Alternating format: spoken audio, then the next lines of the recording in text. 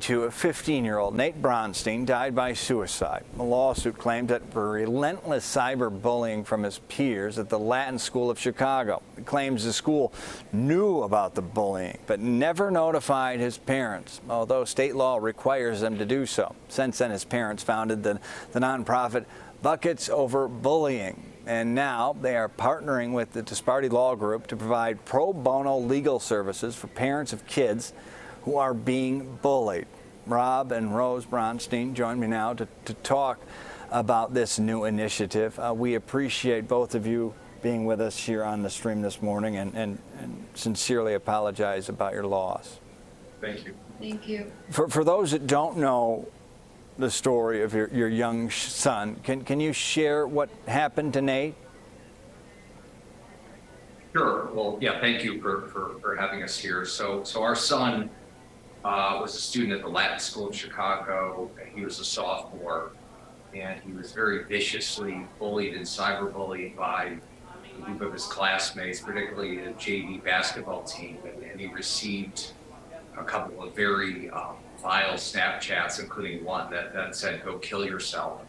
And was really devastating for my wife and I to learn is he had actually gone to the school about a month before his death to complain, and the school did not follow the law. They did not follow their own policy. They did nothing. To this day, they never punished anyone. Nobody's ever apologized. They never owned up to their failure. So really, my wife and I dedicated ourselves to making sure that this doesn't happen again.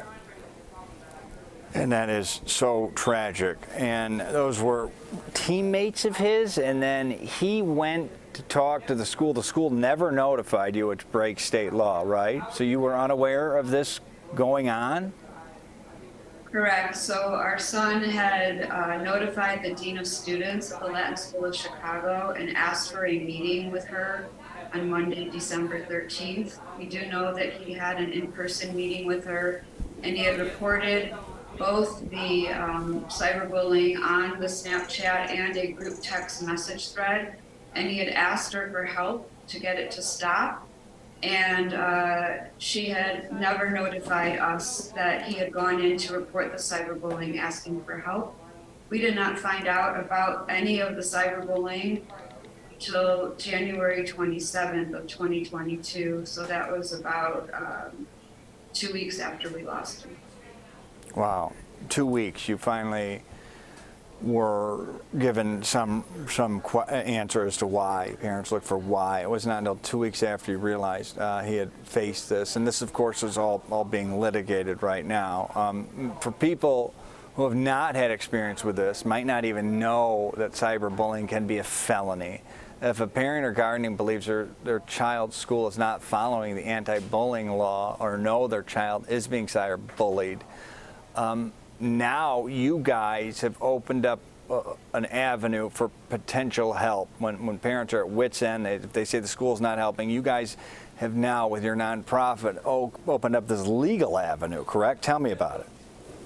Sure. So, we partnered with the Disparity law firm and Larry Disparity, and we're actually modeling our program after a very successful initiative in the state of Texas that was started by a family that lost a child under similar circumstances. And because schools have failed to live up to their responsibility, and because a lot of parents of bullies think they can wash their hands of what their children do with a cell phone and social media accounts, families in Texas have very, very successfully used the assistance of attorneys to send demand letters, to file cease and desist, and it's been very, very effective in stopping bullying. In fact, what they found in some cases is the parents of bullies actually appreciate being informed of what's going on before things spiral out of control. So we saw how successful that was. We recognized how that could have been a very effective tool in our situation while our son was still alive. And so in partnership with Disparity, we're bringing that program. We have brought that program. It just launched last week to the entire state of Illinois.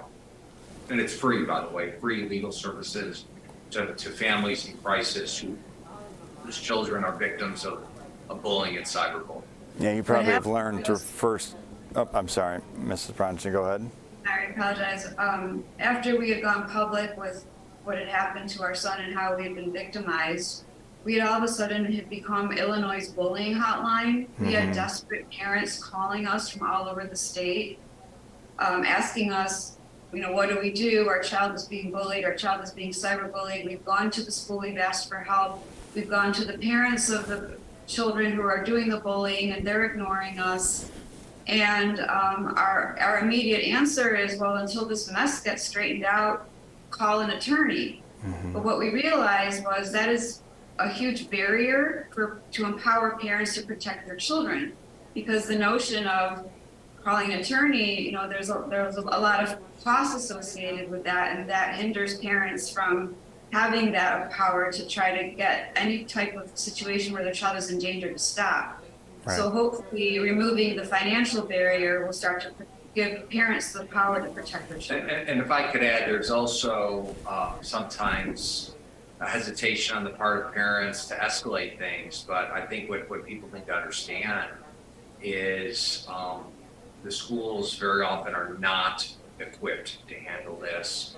A lot of parents of bullies do not recognize the dangerous behavior that their children may be involved in. So this is, it's not only a question of a child's well-being. In some cases, it's a matter of life or death. So this is unfortunately where we're at. Social media is, sort of unregulated. It's unpoliced. You've got just crisis by crisis by crisis among teenagers, and we've come across here, as my wife said, in Illinois, a lot of families in a similar situation. So this is one thing that we can do to really address it quickly, and if the results in Texas are any indication, effectively. Okay, Robin Rose, we appreciate your work and what you are doing in light of your loss. Thank you, and thank you for joining us here on the stream. Thank you. Appreciate it. Thank you. And if you or anyone you know are struggling with thoughts of self-harm or suicide, there are 24/7 resources. You can call or text 988 to be connected to the state's Lifeline.